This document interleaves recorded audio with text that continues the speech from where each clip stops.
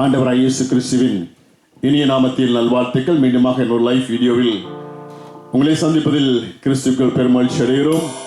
பார்த்து கொண்டிருக்கிற ஒருவருக்காகவும் நன்றி செலுத்துகிறோம். நீங்கள் இதை பார்க்கிற வழியில் மற்றவர்களுக்கும் ஷேர் பண்ணுங்கள். ஆசீர்வாதமாக இருக்க தேவன் உதவி செய்வாராக. ஆமென். அல்லேலூயா.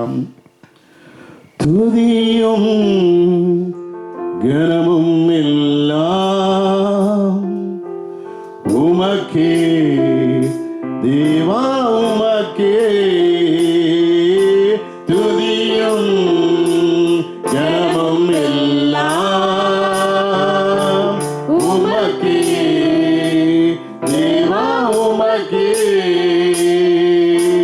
கிருபைகள் என்னில் பெருகச் செய்தீரே சோஸ்திரம். உம் கரங்களால் என்னை அழைத்துக் கொண்டீரே சோஸ்திரம்.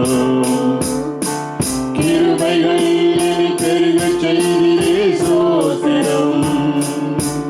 உம் கரங்களால் என்னை அழைத்துக் கொண்டீரே சோஸ்திரம். துதியும் கனமும் எல்லாம் உமக்கே தேவா, உமக்கே துதியும் கனமும் எல்லாம் உமக்கே தேவா, உமக்கே. சோதனையில் வந்த போது நீ காத்தீர், வேதனை எனில் வந்த போது கிருபை தந்தீர். சோதனை எனில் வந்த போது நீ காத்தீர், வேதனை எனில் வந்த போது கிருபை தந்தீர். மகிமை கனமும் எல்லாம் உமக்கே தேவா, உமக்கே மகிமை கனமும் எல்லாம் உமக்கே தேவா, உமக்கே துதியும் கனமும் எல்லாம் உமக்கே தேவா, உமக்கே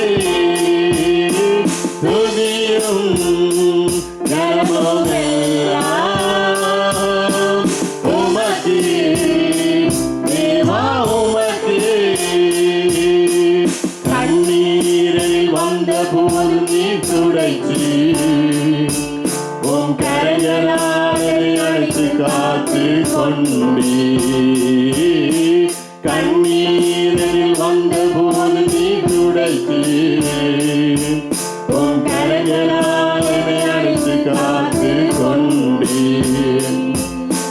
மகிமை கனமும் எல்லாம் உமக்கே தேவா, உமக்கே மகிமை கனமும் எல்லாம் உமக்கே தேவா, உமக்கே துதியும் கனமும் எல்லாம் உமக்கே தேவா, உமக்கே துதியும் கனமும் எல்லாம் உமக்கே தேவா, உமக்கே கிருபைகள் கிருபைகள் பெருகச் செய்தீரே சோஸ்திரம். உம் கரங்களால் என்னை அழைத்துக் கொண்டீரே சோஸ்திரம். ஓ கிருபைகள் பெருகச் செய்தீரே சோஸ்திரம். உம் கரங்களால் என்னை அழைத்துக் கொண்டீரே சோஸ்திரம். துதியும் கனமும் எல்லாம் உமக்கே தேவா, உமக்கே துதியும் கனமும் எல்லாம் உமக்கே தேவா, உமக்கே. கண்ணீர் கண்ணீரில் வந்த போது நீ துடைத்தீர், உம் கரங்களால் என்னை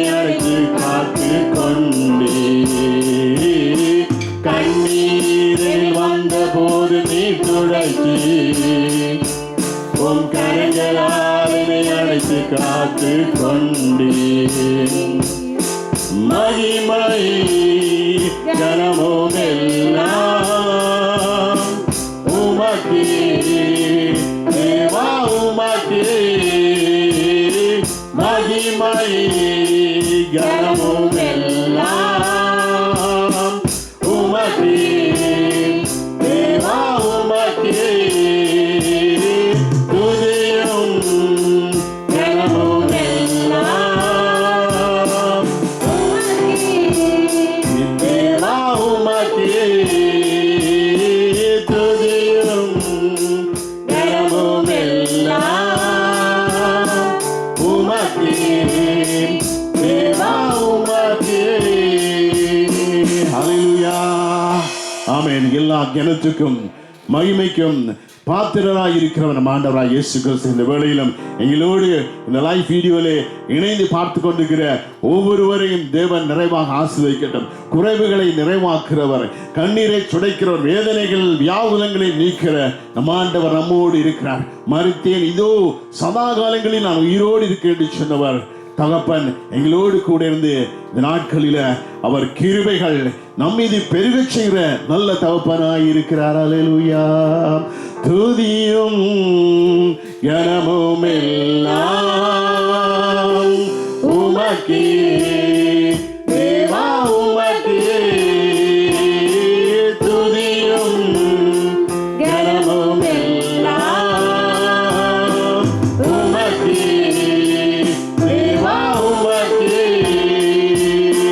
கண்ணீரில் வந்தபோது நீ துடைத்தீர், உம் கரங்களால் என்னை அணைத்து காத்து கொண்டீர்.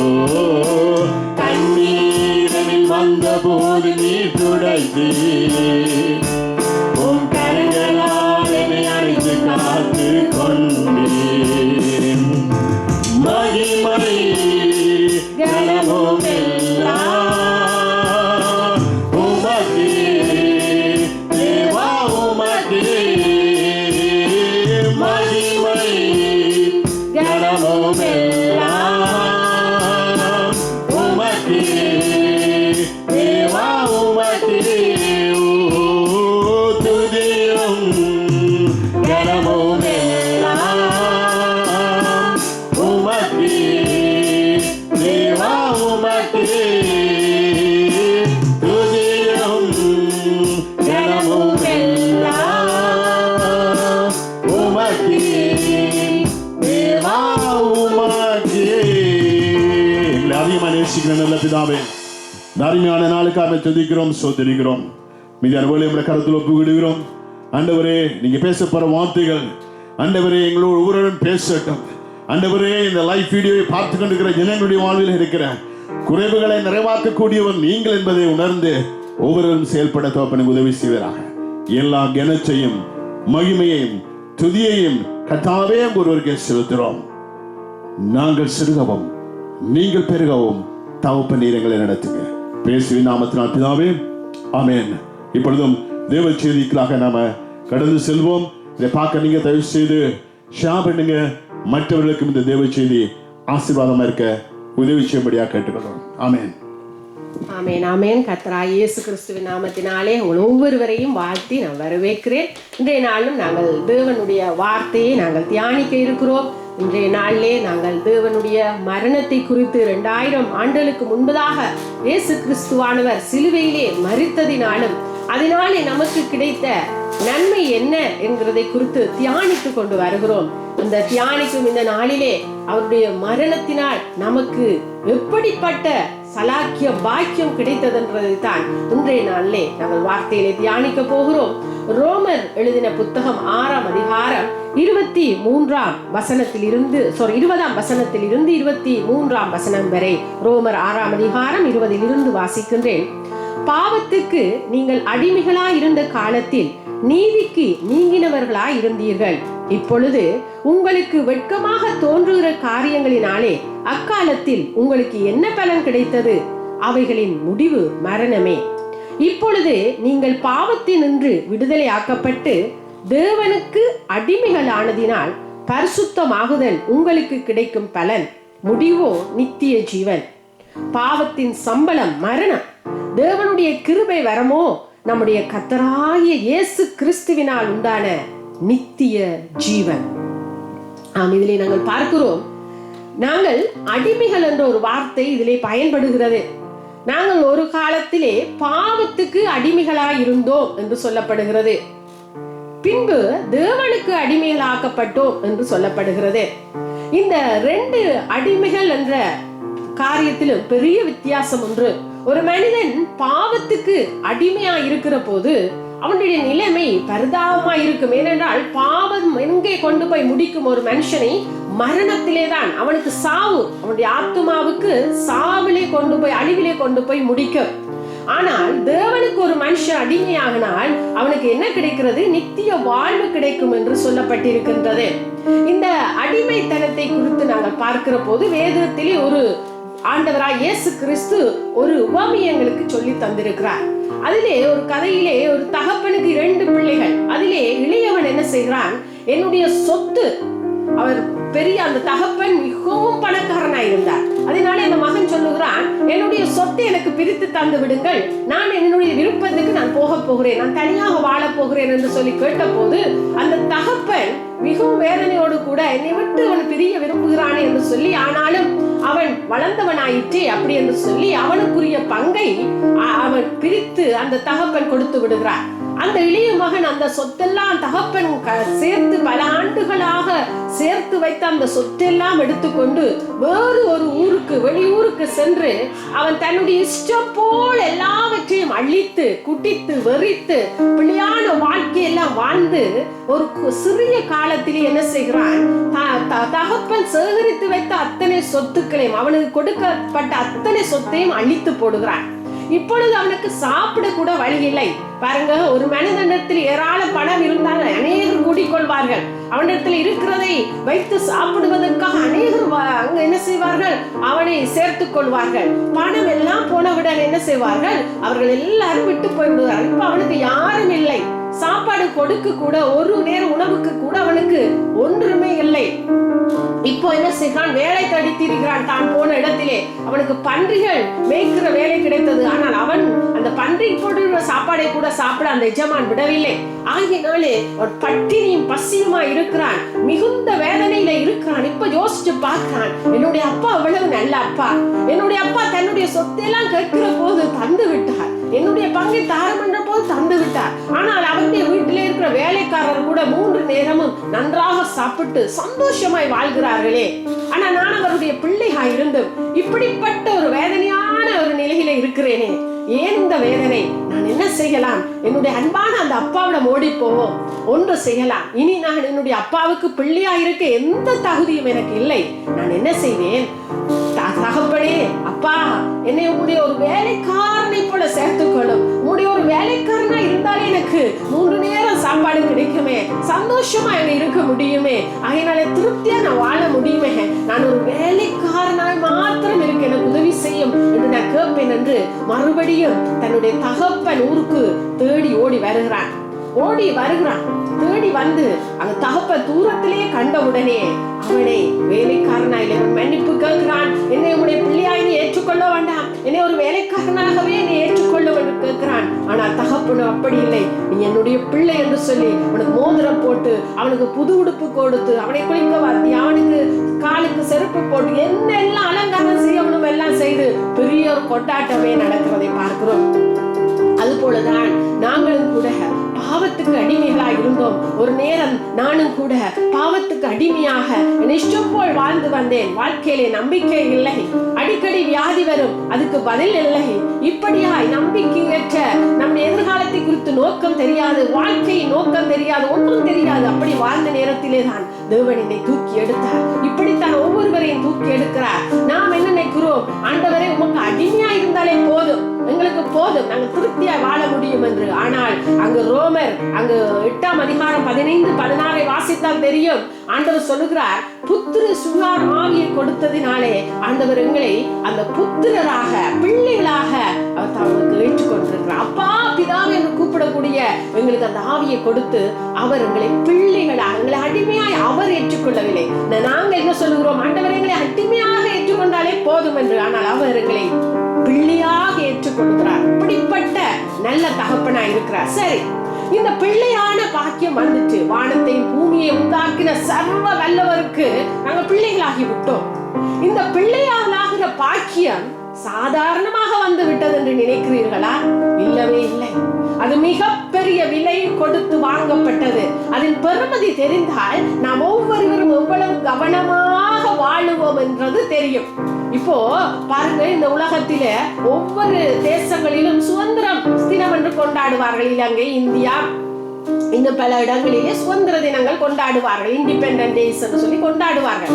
இந்த சுதந்திரத்தை பெறுவதற்கு எத்தனை உயிர்கள் விலையாக கொடுக்கப்பட்டிருக்கிறது தெரியுமா?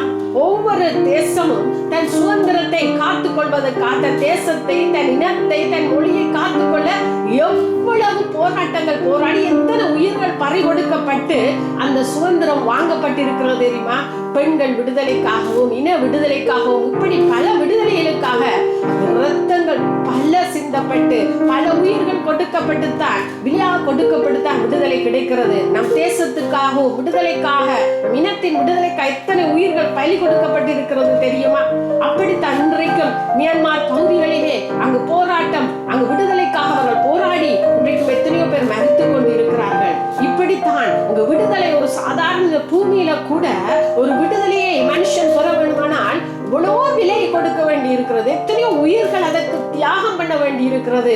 இப்படிப்பட்ட விலை கொடுத்துத்தான் ஒரு விடுதலை கிடைக்கிறது.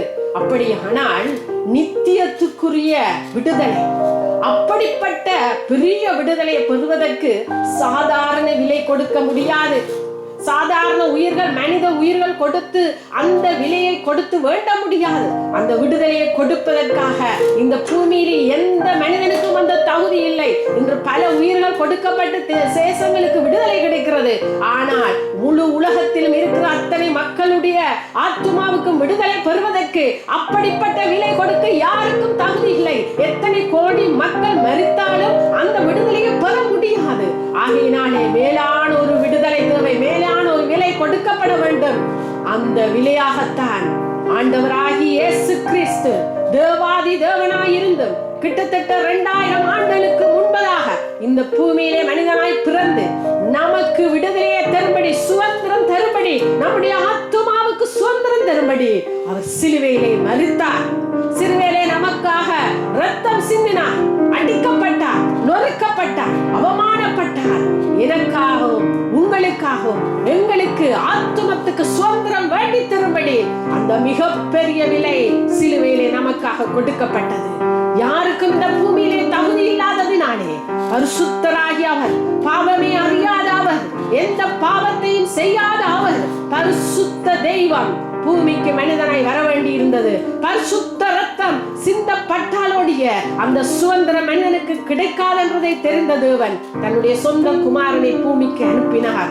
அவரும் ஒத்துக்கொண்டு இந்த பூமிக்கு வந்து கீழ்ப்படிந்து ஒரு ஆட்டை போல் தன்னை சிலுவையிலே ஒப்புக் கொடுத்தார். அதனாலே தான் உங்களுக்கும் எனக்கும் இந்த விடுதலை கிடைத்திருக்கிறது தெரியுமா? இந்த சுதந்திரம் எதனாலே வந்தது? அந்த பெரிய விலை நமக்காக கொடுக்கப்பட்டதினாலே தான் அந்த சுதந்திரம் கிடைத்திருக்கிறது. இன்றைக்கு அந்த சுதந்திரத்தை நீங்க பெற்றீங்களா? ஒருவேளை இன்றைக்கும் பாவத்துக்கு அடிமையால் தான் வாழ்ந்து கொண்டிருக்கிறீர்களா? எப்படிப்பட்ட வாழ்க்கை வாழ்கிறீர்கள்? ஒருவேளை ஆண்டவரே, எனக்கு என்னுடைய வாழ்க்கையில இருக்கிற பாவத்தை நான் வெறுக்கிறேன், அந்த தீய பழக்கங்களை நான் வெறுக்கிறேன், அது எனக்கு வேண்டாம் என்று வெறுக்கிறேன், ஆனால் விட முடியவில்லை என்று கலங்குகிறீர்களா? அவர் நமக்கு பலம் தருவார். அந்த தேவாதி தேவன் தன்னுடைய உயிரே கொடுத்தவர் நிச்சயமாய் உங்களுக்கு அந்த பாவத்தில் இருந்து தப்பும்படியான பலத்தை, கிருபையை தருவார். ஆனால் அவரை தங்கி இருந்து அவரை கேளுங்கள், நிச்சயம் அவர் உங்களுக்கு விடுதலை தருவார். எப்படிப்பட்ட பாவமாய் இருந்தால், எந்த பழக்கத்துக்கு அடிமையாய் இருந்தாலும் அவராலே விடுதலை தர முடியும். அவராலே நம்முடைய இருதயம் விரும்பினால், அவரிடத்தில் கேட்டால் நிச்சயம் நிச்சயம் அதிலே விடுதலை உண்டாகும்.